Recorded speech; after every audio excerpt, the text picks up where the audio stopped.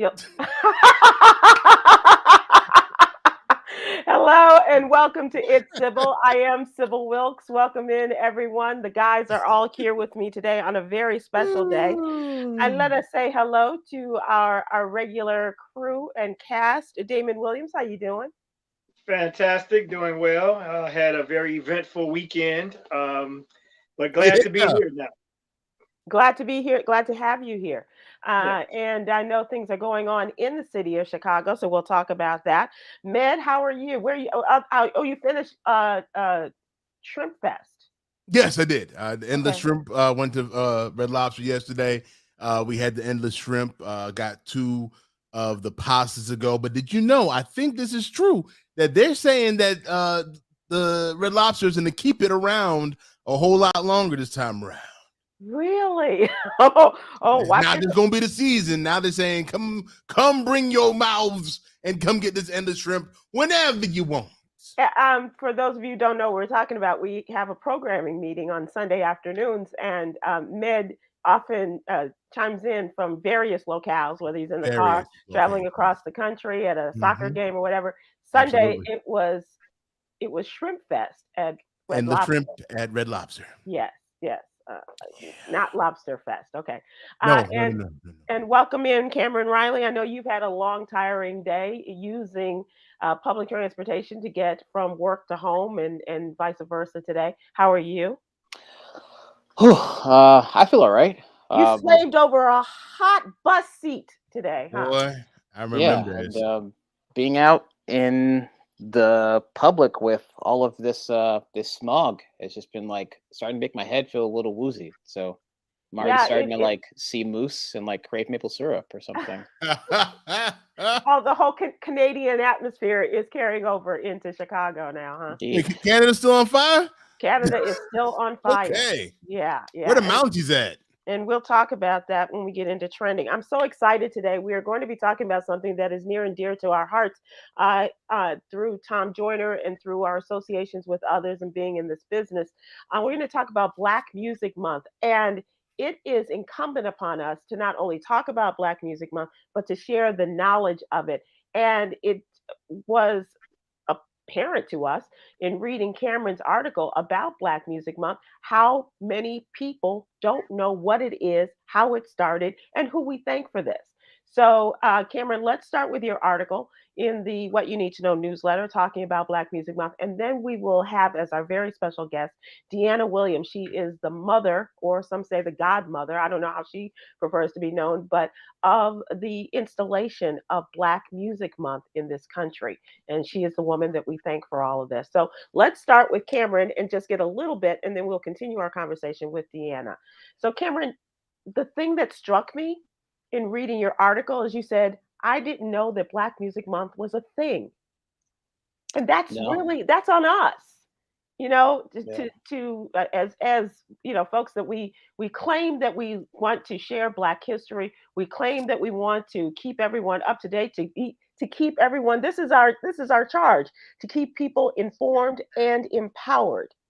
Mm-hmm. And yet we have not done our job as far as a lot of things are concerned. And now, as we're coming to the end of the month, we have not kept you informed and empowered in your knowledge about Black Music Month.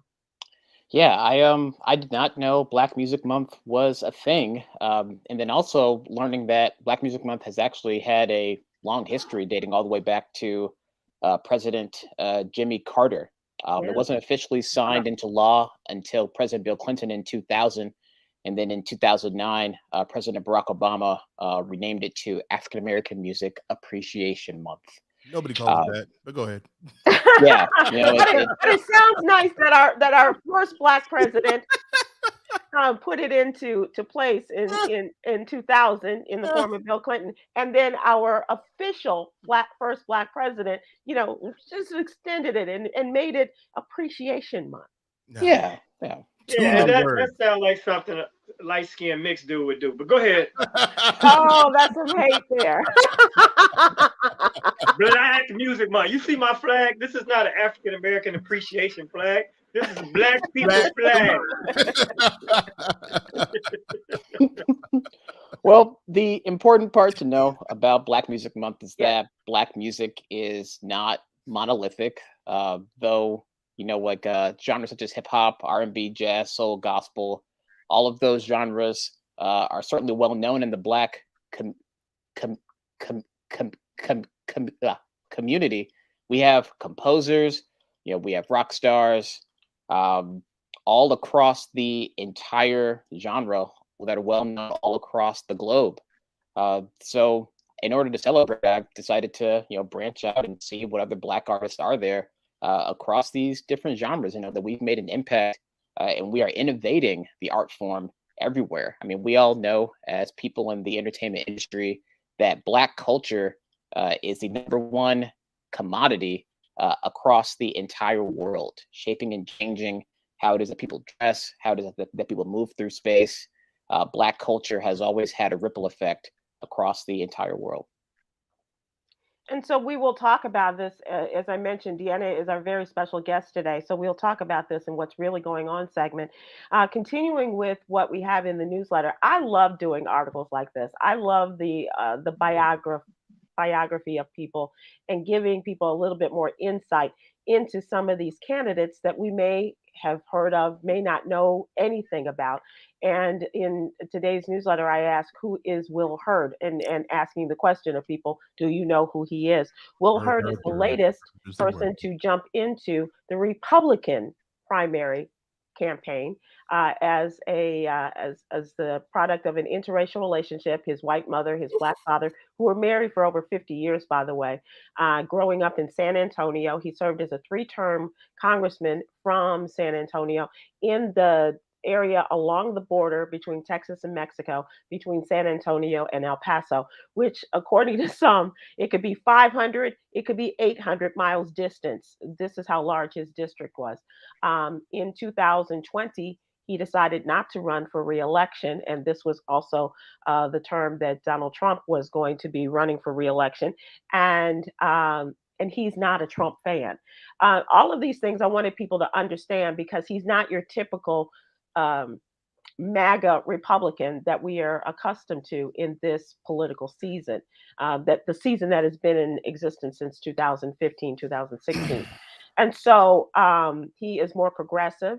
He is one who, as a matter of fact, was one of three Republicans who voted in favor of the George Floyd Policing Act in 2020, a month after George Floyd was murdered. He has also been a great supporter of LGBTQ causes, and he calls himself a dark horse, and he is, because he's an anti-Trumper. He says he would not, if elected president, he will not pardon the former president, and he also has said that we need to move forward in this country, and going with Donald Trump or even Joe Biden is a step backwards. And so he says he is a young, aggressive candidate and wants Republicans, and he may be bringing a lot of Republicans back to the party, as many people knew the GOP in years long gone by. So take a look at that as well. I hope that you will give him a look in this article. And all we want people to do is to register and to vote. We want you to be a part of the process of voting and electing a candidate. It may not be that your candidate will win, but we do want you to be a part of the process and have your vote counted. There are too many people who have died, who have suffered and given their lives well, that would be dying, have given their lives and their careers to have us have the right to vote. And we can't shuck this off. We cannot afford not to vote and to be a part of the process, whether that means running and or means just working for a candidate, which we highly encourage, or just getting yourself registered and getting out there to vote. It's election day in the state of New York today. In the city of New York City, they're having elections for local city council, district attorneys, and what have you. And New York is unlike a state in other parts of the country where you can register on this day of voting. And so, just to know that the possibilities exist and what your vote can mean. And we're going to talk about that during trending because something happened in the city of Chicago which is affected by who the people of Chicago put into office as the state attorney. And a lot of Woo. decisions come out of the state's attorney's office that are affecting people that look like you and me, and especially like these three gentlemen here. I So, do want to add something to what you're saying there, real quick, Sybil. of course.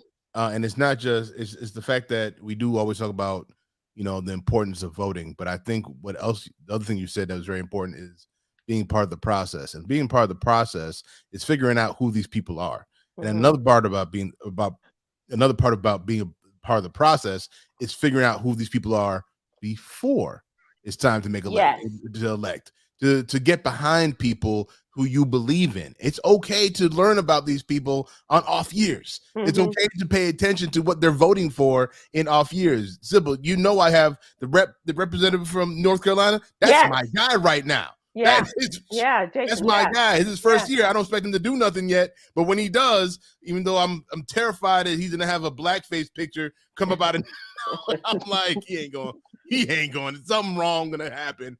But there's this guy, and I forgot his name, but his videos come up. He's the best at explaining what's going on in Congress in right the process, now. In the process of it, and it's just one of those guys where I'm just happy I learned about him now, so I could follow him and keep up with them and see what else he'll be up to. So it's just very important for us to find those politicians that you actually believe in, that maybe people don't know about, so that maybe you can talk about them to other people and get their name out there, because sometimes for people, sometimes for us, and that's why people be, campaigning in front of voting polls. You'll go in there and just think of a name, see the name. The last name I saw was this, and you press the button. Yes, having power to vote is important, but there's a responsibility with that power to vote. Yeah. You need to know who the heck you're voting for. And we all go in there and we're like, I saw his name. Meeny, miny, mo. That's not the way we want to do it. And that happens in the most crucial area with the judges, because we have no recollection or words. No idea who they are. Right. What they do is we just start looking for that a man who is a MAGA Republican would be named Johnson. Right. Who knew there was a Tyrone? Damon, I wanted to point it out that in the city of Chicago, your son is an activist who played a part in the political campaign of the latest mayor of Chicago. You may not agree with everything that Mayor Johnson stands for, but you do know that there are some things, and that you can work and be a part of a coalition that can affect great change in the city of Chicago. Yeah, and that being said, him being a direction shift and coming from organizing and from the movement to be actually the first so-called woke candidate, because now they've turned woke into such a negative connotation. Right. It's great to see it. It reminds me of the Harold Washington era, when Harold was about to change things major and progressively, but he had so much opposition from the city council and the blocks of racists and good old boy system that they was locked in with the money and the power. But we just would see, because originally they thought that Lori Lightfoot would be more progressive, but it turned out that she was a wolf in sheep's clothing, or really anyway. I'll just keep it moving. Thank you. Let's keep it going. Right there. We're optimistic. That's all I can say. Great. Also, before we get out of this segment with the What You Need to Know newsletter, I want to bring your attention to our health article, and this is from Black Health Matters, and talking about Black men's health and giving a checklist for every age and stage of a Black man's life into what he should be doing in terms of making his yearly wellness visits to his doctors and what they should be checking for and what have you. And it's very important. That's why we have Check In and Check Up for Your Health, which was born out of Take a Loved One to the Doctor Day on the Tom Jordan Morning Show. The What You Need to Know newsletter is still free in 23, as we like to say. Please go to SybilWilkes.com to sign up. Give us your name and your email address, and we will have the newsletter in your email box every Monday through Friday morning without fail. And we would love to have you not only be a part of the What You Need to Know news crew, but when you get it, when you receive it every morning, please open it. It's like Christmas every day. Open the box, open it for your birthday, and give us an opportunity to inform and empower you as well. Let us now move to our what's really going on segment, and as I mentioned, I am so very happy about this particular segment because it brings back to us a dear friend and a friend from back in the day. I won't say an old friend, but a friend back in the day.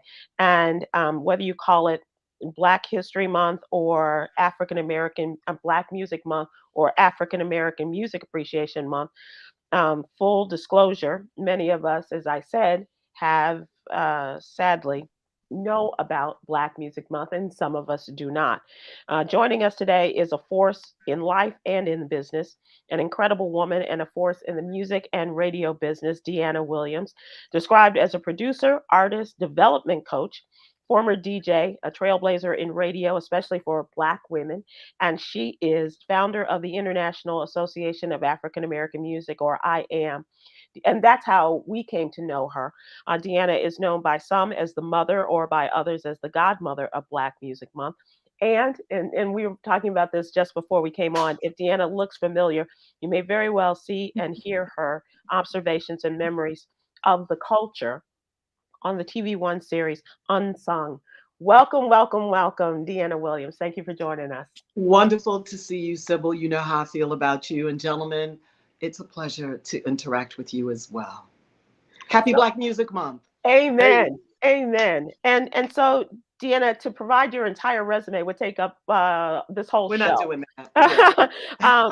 But Deanna, will you take us back to the day or the time that Black Music Month was not only needed, but you saw it as a necessary salute and addition to our nation? Was it a light bulb moment? What happened? Well, credit goes to my ex, Kenny Gamble. He's one of the architects of the sound of Philadelphia, Gamble Huff, Tom Bell, Philadelphia International Records. My ex is a songwriter, producer, philanthropist, and he went to Nashville and he saw what the Country Music Association was doing to galvanize all elements of their industry and how smart they were and are still to understand, to overstand, in fact, the economic strength and power of unity that happens when folks come together. Mm-hmm. And so he established the Black Music Association, and this is in the late 70s where this happened. He got together with Berry Gordy, Al Bell, that was Stax, Motown Records, Dick Griffey. Everybody came together, the artists, the songwriters, the executives, the radio personalities, the print journalists, the TV journalists, any and everyone. And our third partner in this endeavor is Ed Wright. So Gamble and I were a couple at the time when the Godfather, Clarence Avant is how we affectionately call him, the Godfather. He knew the Carter administration and he reached out to them and said, okay, y'all did country music. You had a big event at the White House. Well, we want the same for Black music, for the Black music industry and artists.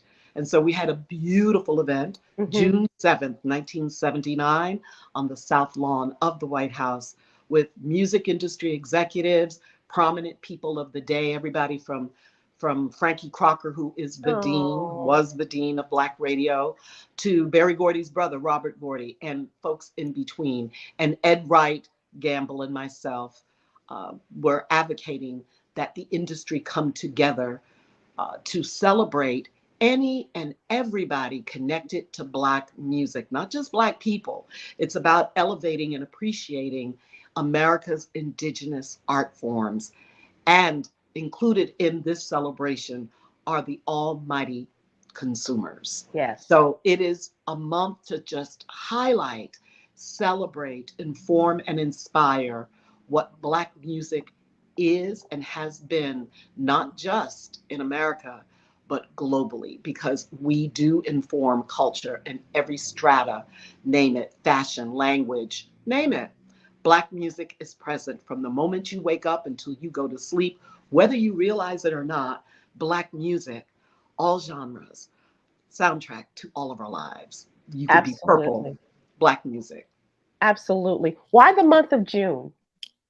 Well, I think it was what was available for the president. I have to give you a definitive, but we were working around the White House schedule and President Carter and Mrs. Carter. And also when you reference in your introduction, African American Music Appreciation Month.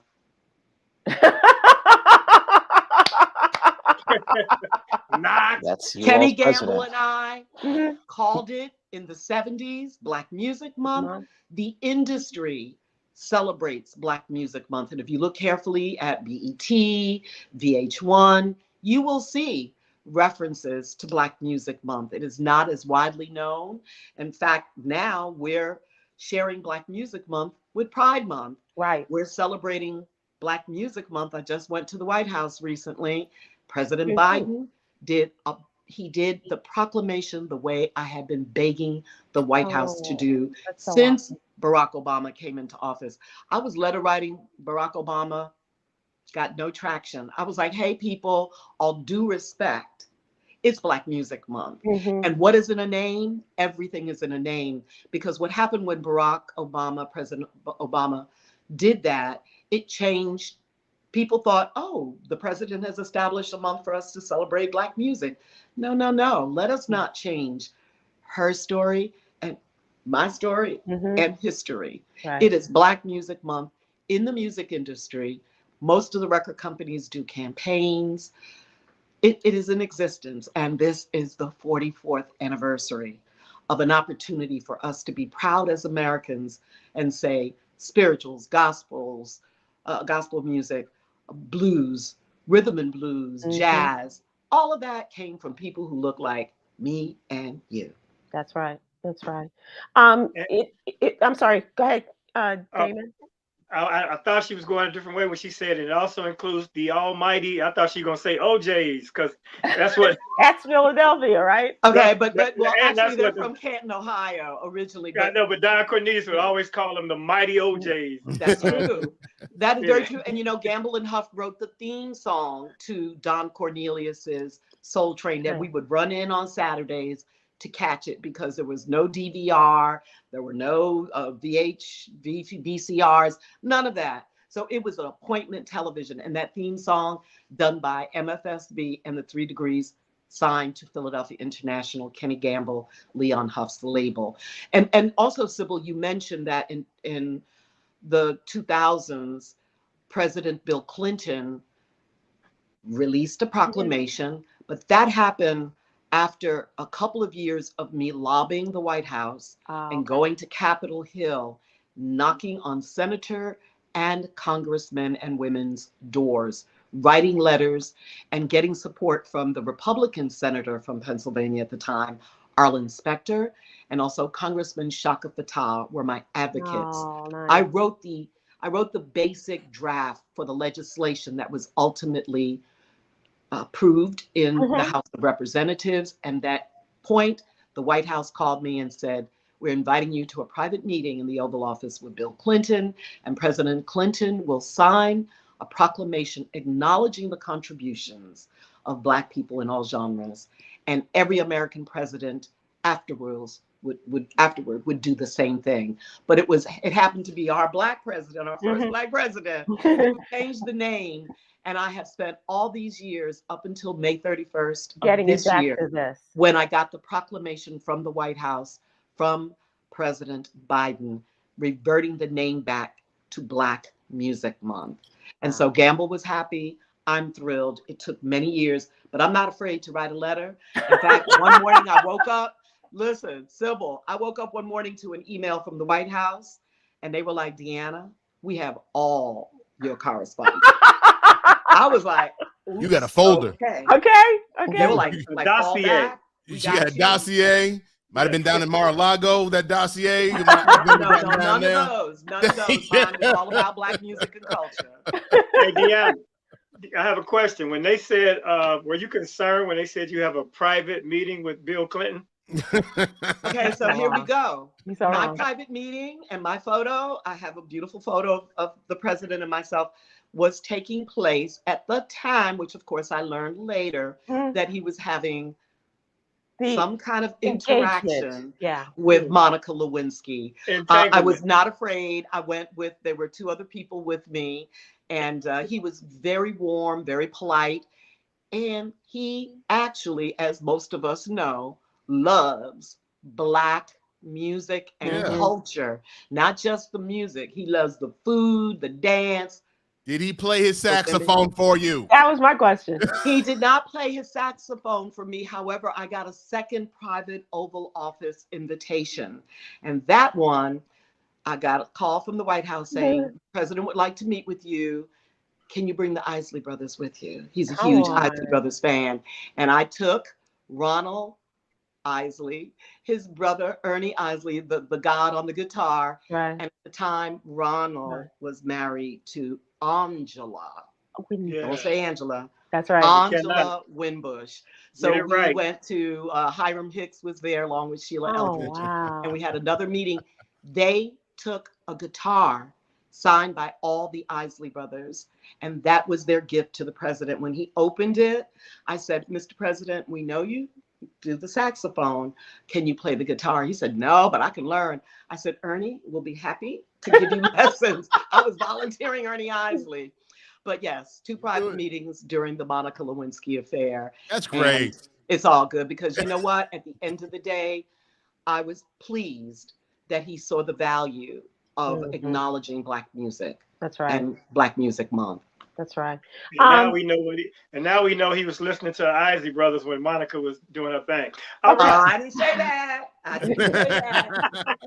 I said that. You are so wrong. And I got to tell you, Deanna, that on the last Joiner cruise that we were invited to last month, one of the highlights of that trip, of that fantastic voyage, was seeing Ron and Ernie together on stage and performing, just like they'd never been apart. Just like, it was, 50, 60 years ago when they started. The energy, the words, the music, and the nostalgia of all their songs coming together.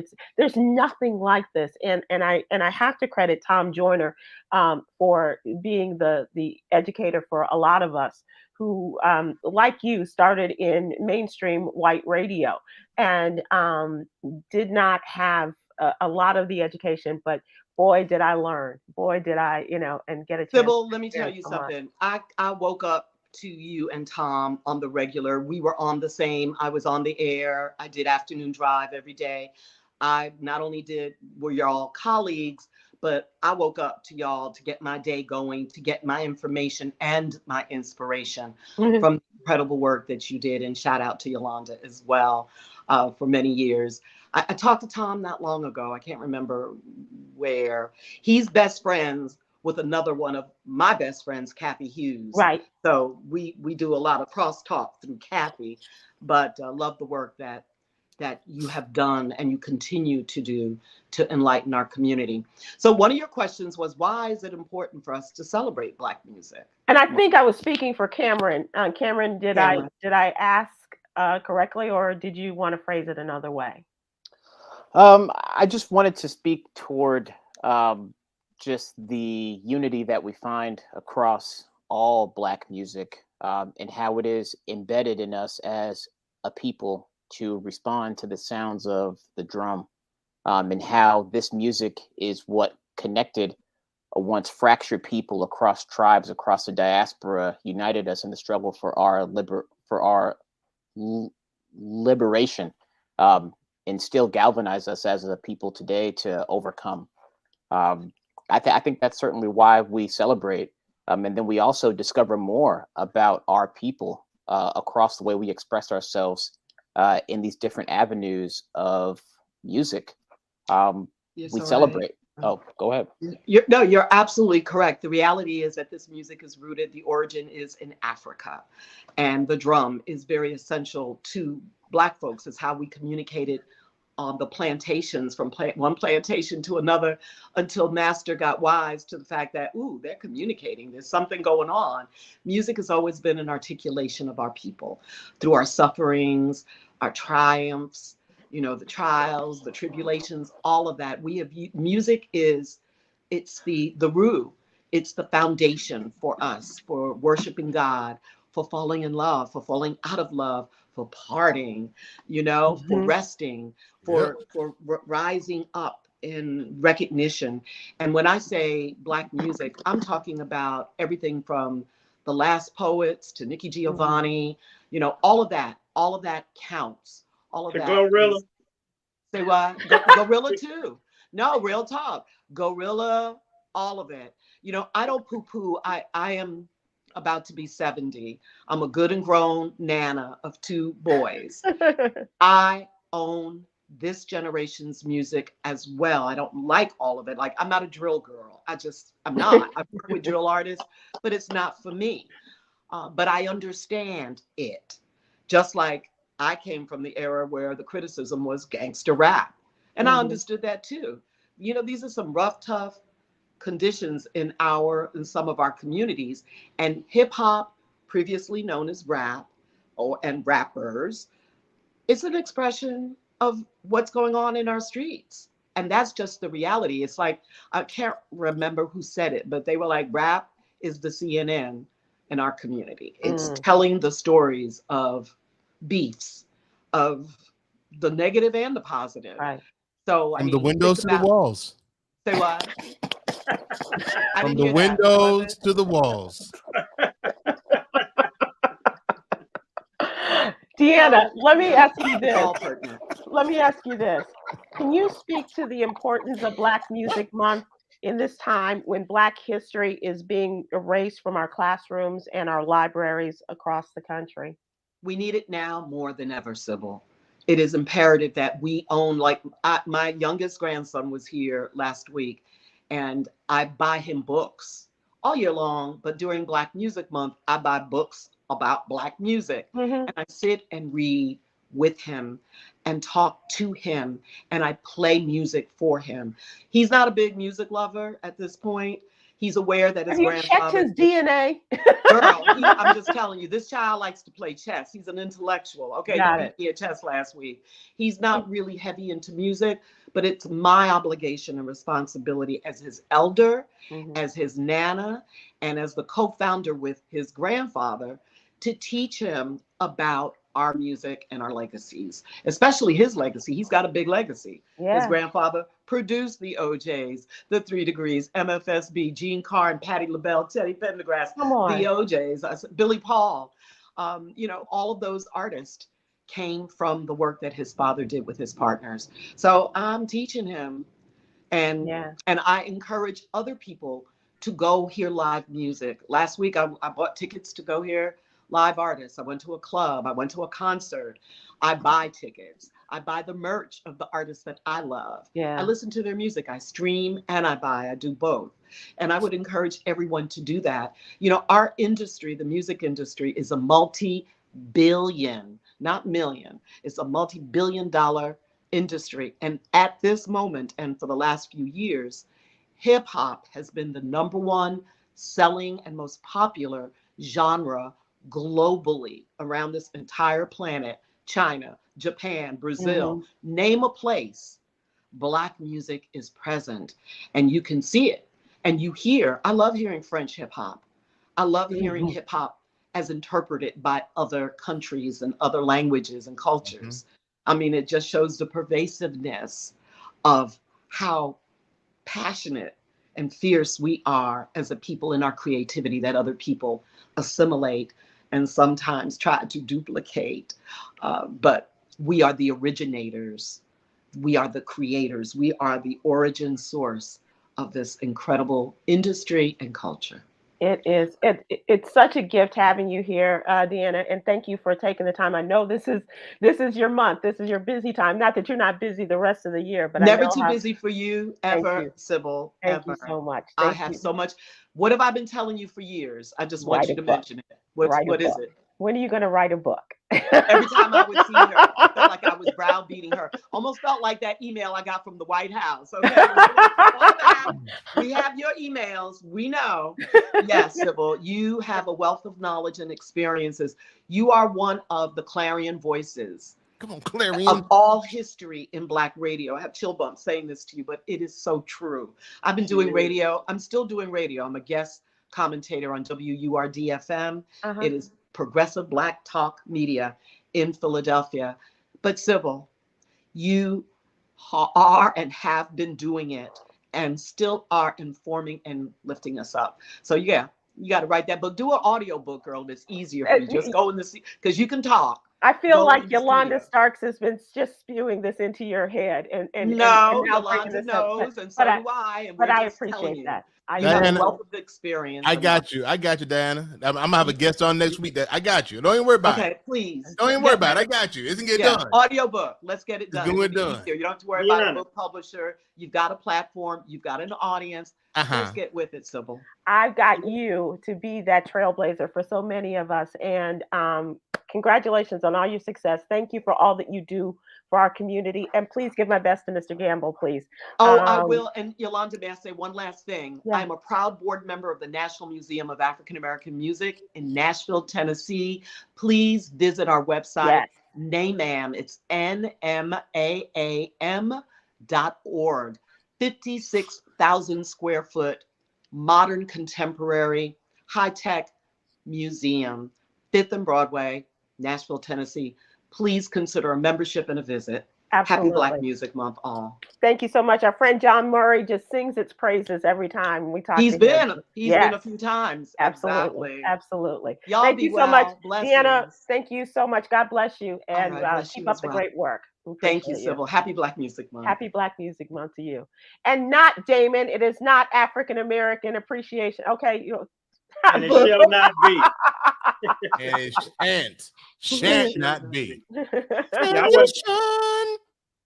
I wanted to hear. I want her input or take on the emergence of the Afro beats, because I think it's really important that the culture has blended from across the waters, and now we salute African artists on BET, and we play their music on our radio, and I'm really proud to see that emergence. But we'll get her back on before next June, I'm sure. But that is why it was so important that you can't call it African American Music Appreciation Month. You can't call it that.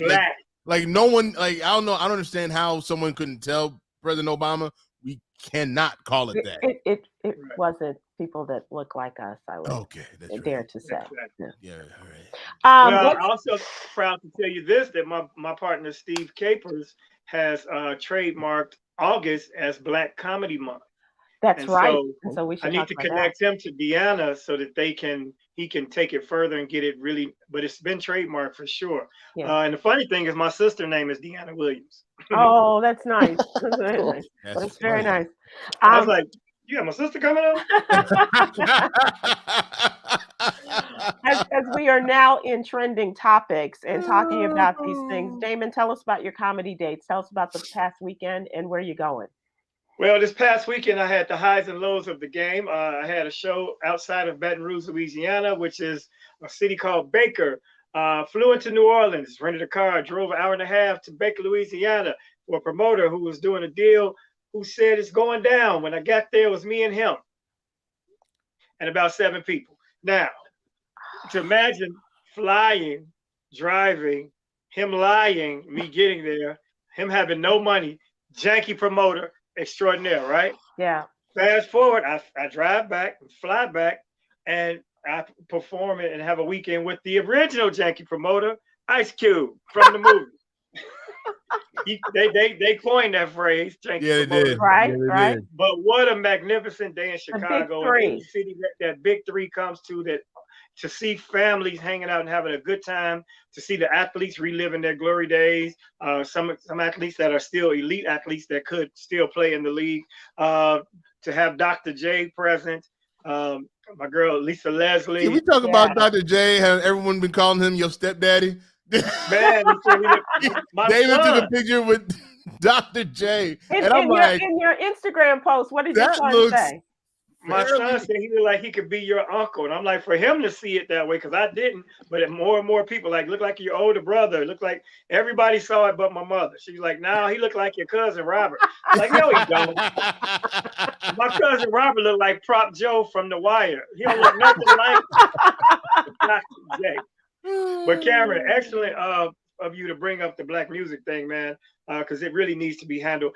And this weekend coming up, I'll be in Denver, and then I go to Edmonton Canada. I'm taking Michael Blackson, taking a little African to Canada, and we're going toward the fire, I guess. Yeah. The smoke is here. But Riddles will have Mike Bonner, and a good friend of mine I grew up with. Her name is Stacey Lynn Fletcher. She's with Mike Bonner. She's a recurring character on Sid the Entertainer's The Neighborhood.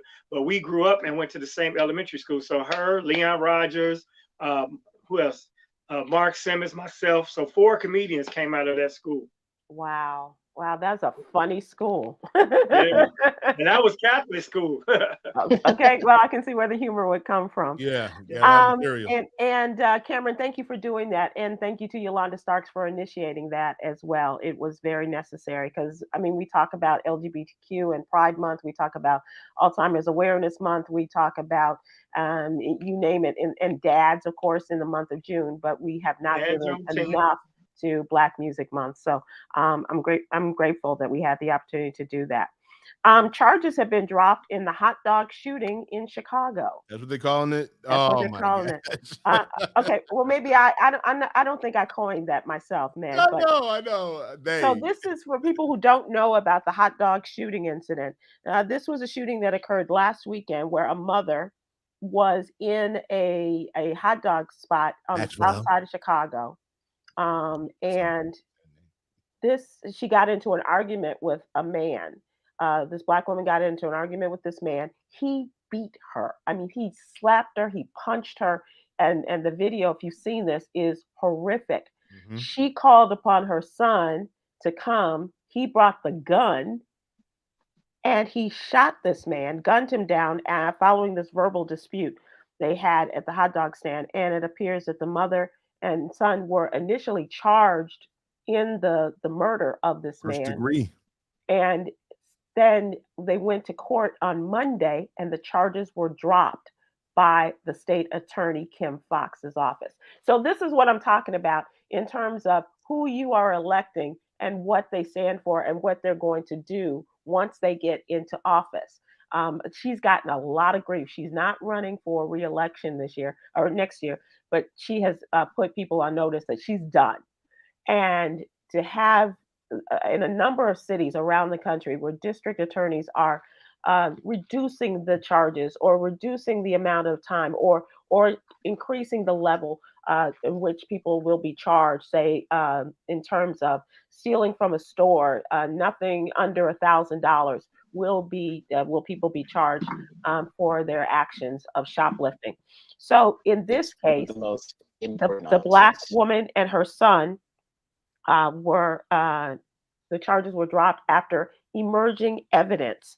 And it was described, an initial account of events and disturbing video captured the altercation and pointed to signs of, according to some people felt, it was premeditated murder. A text that 35-year-old Carlisha Hood sent to her teen son with instructions to bring the gun into the restaurant, and how he not only shot this man in the back, and the man was trying to go out of the store, he followed him and shot again. And according to the reports, and some say on the video, there was somebody who was laughing at this, and she motioned for this man to get hit as well, to take him out as well. She and her son faced murder charges in the fatal shooting of the 32-year-old man by the name of Jeremy Brown. He punched her 3 times after an argument, and that's when she texted her son to come in. He fled the restaurant. The teen followed him outside, as I said, fired more shots, and continued to shoot and ultimately killed him. When he finished the shooting, that's when they went to the witness. This is the craziest thing. When I heard this over the weekend, it was the craziest thing that I could ever imagine. A 14-year-old boy, mm-hmm. And in the car, got his mother's gun. Where they do that at? So when I first saw the story and I watched the video, I was like, the son shouldn't be charged with anything. Right. I might see something for the mother, but not even first-degree murder for the mother. But when you're hearing different versions of the story, yeah. Like, because now I'm hearing she didn't text him. He saw it from the car. Right. That's the other part of the story. He saw them arguing. He got out of the car and grabbed her gun and was at the door just watching. Then the video comes out and you see him standing at the door watching. And then when the man punches his mom, that's when he pulls out the gun and starts shooting. So I was like, depending on what really happened, it's a sad story for everybody because the young man's dead, even though he did, commit assault on this hood. But it is, they should never have gone to jail. They should never have gone to jail. I don't care if he shot him twice and he ran away and he shot him again. I don't care. This 14-year-old, you're thinking about a 14-year-old watching his mom get beat. Right. What do you think that 14-year-old finished the job? I don't want that man alive. I don't know what he's going to go run to the car and do. You know what I'm saying? So to even think about giving these people first-degree murder charges was asinine to me. You've seen family from the man that died about it shouldn't have ended that way. I'm just like, if it shouldn't have started that way. If you are beating on somebody and you're not expecting anybody, especially a young man, to defend his mother, you're out of your mind. Right. So they should never. He should never put his hands on her. He'd still be here, and we wouldn't have the situation. But I'm thinking about that 14-year-old who had to watch his mom get beat. Then he took someone's life. I don't think that's being talked about enough. You have a 14-year-old boy who has killed somebody. That's not gonna get off him right away. Right. Then you lock him up. It's gonna stay with him the rest of his life. And Then if you you lock put him him in up. prison for that, or whatever prison looks like for a 14-year-old. That's why I'm saying that boy needs help. And suggestions, they need to leave the city. Oh, I hope they do. I really do. What do you guys think? You guys are there. What do you think, Damon? When I initially saw it, and the first reports was that she ordered him to shoot this man, I was like, that's some unfortunate behavior. That's bad parenting. It was just terrible. But when I saw the fact that it was a conversation that escalated, and he told her if she says one more word, he's gonna knock her out. Oh, my grandmama, I'm gonna knock you out. So he wanted her to say something, and as soon as she opened her mouth, he savagely attacked this woman. Yeah. Now, whether that boy was told to bring the gun in, whether that boy saw his mother arguing, whether that boy knew this guy and wanted to kill him before he got there. Once that man punched his mother like he did, all bets were off for me. Flat out. The only thing you could do is do something. If it wasn't a gun, it would have been a chair or a shoe or a foot, because that's his mother. And she's a defenseless woman, and this is an angry, aggressive black man. Now, who wasn't relenting. He kept on hitting her. Yeah, so naturally, being here in Chicago, I have to temper my sentiment toward that. But he shouldn't have put his hands on that woman, and it's unfortunate that he lost his life. And now there are memes and jokes about it, because we're so insensitive when it comes to that. But it's unfortunate for everybody involved. I really wish, and that goes to show that we need more anger management, more mental health, because there had to be something with that guy for him to be that savagely angry at a woman that he would hit her like that to assault. So he's been walking around with mental stress, that kind of anger already for a while. Yeah. So that wasn't normal behavior. Yeah, I mean, this is why the state's attorney is like one of the most important offices in the entire electorate system. Kim Foxx receives death threats on an hourly basis, just because she has the level of compassion to pour into the evidence and stipulate the minutiae in these very complex, violent circumstances.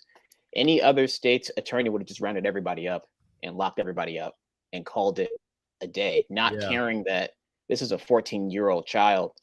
Any other state's attorney would have just given him 45 to life and just ruined his life.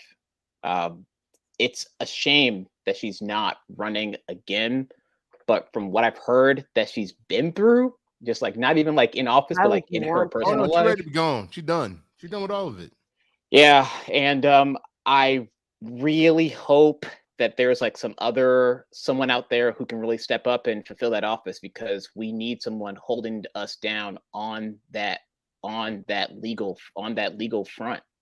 Someone looking out for us, because this is what that looks like, Clearly, because she got in office because her predecessor swept the Mike Brown situation under the rug. Not Mike Brown, No, not Dan. So many No, cases. the kid, Juan McDaniel. Laquan. Yeah, Yeah. 16 shots. Anita Alvarez was voted out specifically because of her lack of compassion and her lack of level-headedness to apply the law, like you said. And as Cameron so eloquently said, to go into the minutia of the situation and scenarios involved. And that's how we got her. So I don't know who her replacement is going to be, but I hope we're really seeking out somebody that's progressive as she is. I hope so too. I think that with the Johnson administration and with a progressive state's attorney, that could make for a really powerful combination. I don't think that the combination between the last mayor and the state's attorney was what the city of Chicago They did needed. not like it very much. Right, and certainly the police union Hated her. Oh my God. And I don't want to say that they were behind the threats made to this woman, but They're behind the threats made to that woman. I wouldn't be at all surprised. And just to think, she got national attention because of Juicy Smollett. You Yeah, know what I'm saying? Smollett, yeah. So you know, one of the most brilliant jokes, Dave Chappelle. As a comedian, I was so mad. It was right there. Juicy Smollett. So that is what's going on in Chicago, not the least of which is the smoke that has now, everybody was up in arms last week in New York and down the East Coast, the smoke that was coming up from Canada. Now, Chicago has the worst air quality in the world today.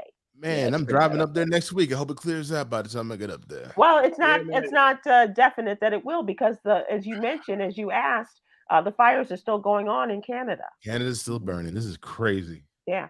So it is crazy. And I'm sorry about New York, but I gotta look out for my peeps in Chicago. Absolutely. And how that affects people in their day-to-day living.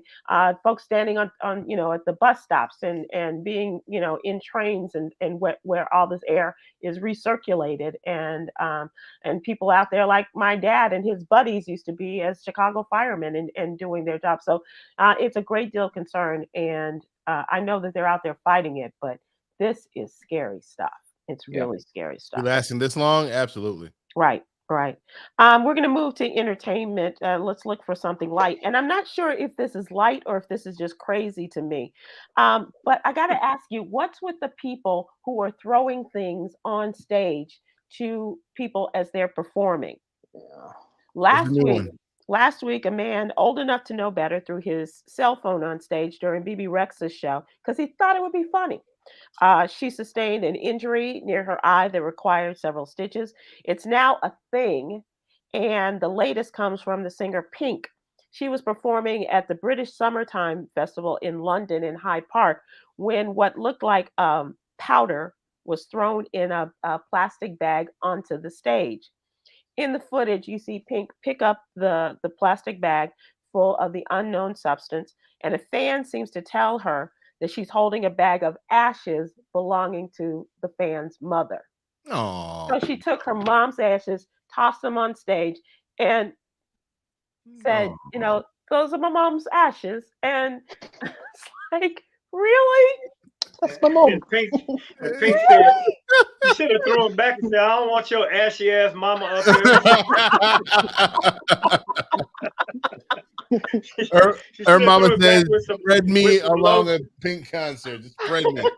Spread me. She said, this is your mom, and I don't know how I feel about this. Yeah, I don't know how to feel about this. And she took the bag and kind of put it off to the side and continued performing.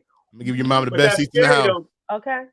That's scary because it could have been something like anthrax or some other like arsenic or something like or a big old bag of cocaine. Regardless, you can't just be throwing stuff on stage, people. I don't know. We got to go like Roadhouse and get chicken wire around these stages. Around the performers, yeah. Yeah, it's crazy. It's like the public at large is just bananas right now.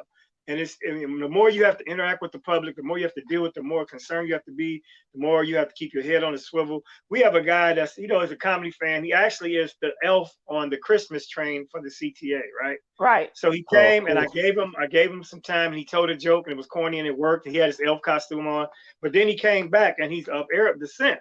So he came back one week and I didn't know who he was and he looked different completely. And I acknowledged him, but then he said, no, I'm Arab. My cousins work next door. They own this chicken place, blah, blah, blah. So I went into my whole spiel about Arabs and my joke I do about, terrorism and all that. Well, the following week, he shows up with the full Yasser Arafat, and a backpack. And everything. Yeah, and a backpack. And he's like, he's doing it for fun. But I'm like, dude, don't play like that.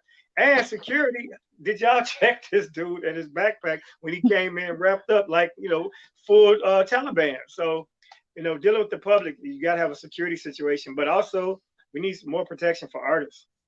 It really is. It's just, I can't imagine. I just can't imagine. And you take cell phones because you don't want people to record. You don't want people to, take your material and send it back to people for free, like when you're a comedian or whatever, or even a singer, with new music. But this is something else. You're like, you got to do a full body pat down. Yeah, and we just had the guy, Beyonce was close to the edge and he tried to pull her off stage. It's like, it's unsafe, but you can't, well, that's what we do. We are performers. We've been on lockdown before, so we know it's no fun to do it virtually, but it might come to that at some point if it continues. Yeah, it is. It's crazy. It's crazy. There's lots more crazy stuff to report. I promise we'll keep talking about it. And I thank you guys so much for participating. Cameron, good job on the Black Music Month and article. And thanks to our friend Deanna Williams for coming on and breathe easy, my brothers, breathe easy. We're gonna end tonight with our jewel. When we know what is right, we are compelled to do what is right. You know what's right, we're compelled to do what is right. Thanks so much, guys. We'll see you again soon. Aloha.